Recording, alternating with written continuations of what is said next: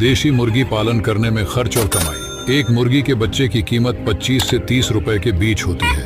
यदि आप 500 मुर्गी के साथ इस बिजनेस को शुरू करते हैं तो 500 मुर्गी के बच्चे को खरीदने में खर्च लगभग 12,500 रुपए। मेडिसिन तथा विटामिन का खर्च 5,000 रुपए। फीड यानी खाने का खर्च 50,000 रुपए। बिजली का खर्च 2,500 रुपए। कुल खर्च 70,000 रुपए। ये खर्च मुर्गी के 1 किलोग्राम होने तक का है। मान लेते हैं इनमें से 5% मुर्गी मर जाती है तो आप